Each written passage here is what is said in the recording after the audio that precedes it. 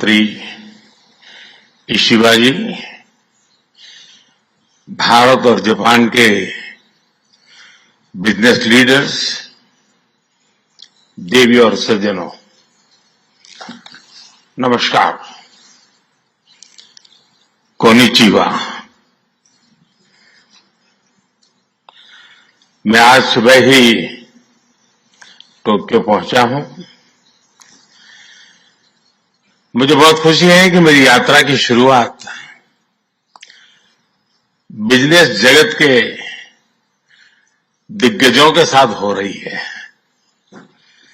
और उसमें से आपसे बहुत लोग हैं जिनसे मेरा व्यक्तिगत परिचय रहा है।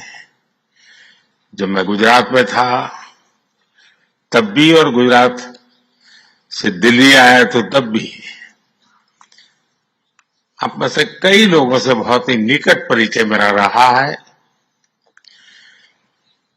और मुझे खुशी है कि आज सबसे मुझे मिलने का अवसर मिला है। मैं प्रधानमंत्री इशिबा का विशेष रूप से आभार व्यक्त करता हूं कि वे इस फोरम से जुड़े हैं। उनके बहुमूल्य वक्तव्य के लिए मैं उनका अभिनंदन करता हूं। साथियों, भारत की विकास यात्रा में जापान हमेशा एक अहम पार्टनर रहा है। मेट्रो से लेकर मैन्युफैक्चरिंग तक, सेमीकंडक्टर से लेकर स्टार्टअप्स तक, हर क्षेत्र में हमारी साझेदारी आपसी विश्वास का प्रतीक बनी है। जापानी कंपनियों ने भारत में $40 बिलियन से ज्यादा का निवेश किया है। मात्र पिछले 2 वर्षों में $13 बिलियन का प्राइवेट इन्वेस्टमेंट हुआ है। JBIC कहता है कि भारत सबसे प्रॉमिसिंग डेस्टिनेशन है। जेट्रो बताता है कि 80% कंपनियां भारत में एक्सपांड करना चाहती है और 75% ऑलरेडी मुनाफे में है। यानी in India capital does not just grow, it multiplies. साथियों, पिछले 11 वर्षों में भारत के अभूतपूर्व जापानी कंपनियों ने भारत में $40 बिलियन से ज्यादा का निवेश किया है। मात्र पिछले 2 वर्षों में $13 बिलियन का प्राइवेट इन्वेस्टमेंट हुआ है। JBIC कहता है कि भारत सबसे प्रॉमिसिंग डेस्टिनेशन है। जेट्रो बताता है कि 80% कंपनियां भारत में एक्सपांड करना चाहती है और 75% ऑलरेडी मुनाफे में है। यानी in India capital does not just grow, it multiplies. आज भारत में पॉलिटिकल स्टेबिलिटी है, इकोनॉमिक स्टेबिलिटी है,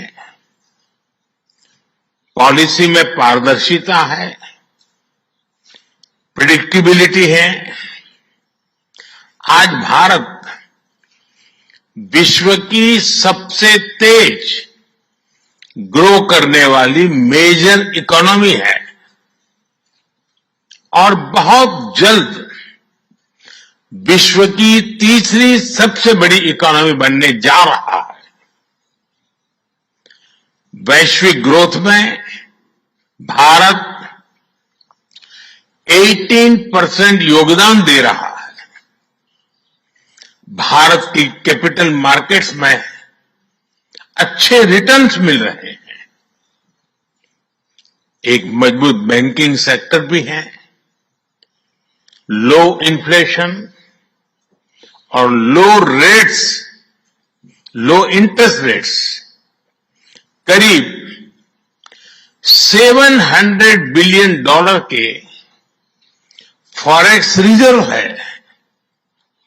साथियों, इस बदलाव के पीछे हमारी रिफॉर्म, परफॉर्म और ट्रांसफॉर्म की अप्रोच है। 2017 में हमने वन नेशन वन टैक्स की शुरुआत की थी। अब इसमें नए और बड़े रिफॉर्म लाने पर काम चल रहा है। कुछ हफ्ते पहले हमारी संसद ने नए और सिंप्लीफाइड इनकम टैक्स कोड को भी मंजूरी दी है। हमारे रिफॉर्म्स केवल टैक्स प्रणाली तक सीमित नहीं है। हमने ईज ऑफ डूइंग बिजनेस पर बल दिया है। बिजनेस के लिए सिंगल डिजिटल विंडो अप्रूवल की व्यवस्था की है। हमने 45,000 कंप्लायंसेस रेशनलाइज किए हैं। इस प्रक्रिया को गति देने के लिए डीरेगुलेशन पर एक उच्च स्तरीय कमेटी बनाई गई है। डिफेंस और स्पेस जैसे सेंसिटिव क्षेत्रों को प्राइवेट सेक्टर के लिए खोल दिया गया है। अब हम न्यूक्लियर एनर्जी सेक्टर को भी खोल रहे हैं। साथियों, इन रिफॉर्म्स के पीछे हमारा विकसित भारत बनाने का संकल्प है, हमारा कमिटमेंट है, कन्विक्शन है और स्ट्रेटेजी है। और विश्व ने इसे रिकॉग्नाइज ही नहीं, एप्रिशिएट भी किया है। जापान टेक पावर हाउस है और भारत एक टैलेंट पावर हाउस है।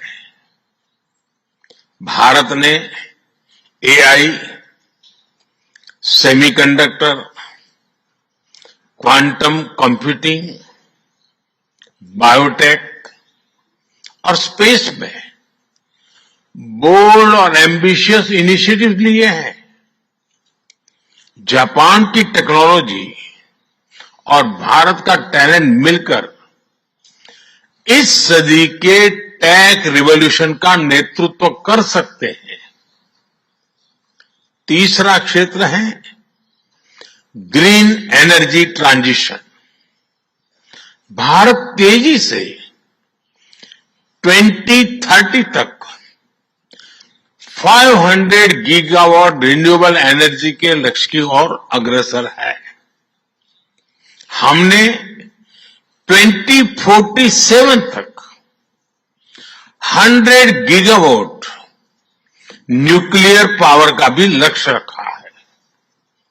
सोलर सेल्स हो या फिर ग्रीन हाइड्रोजन, साझेदारी की अपार संभावनाएं हैं।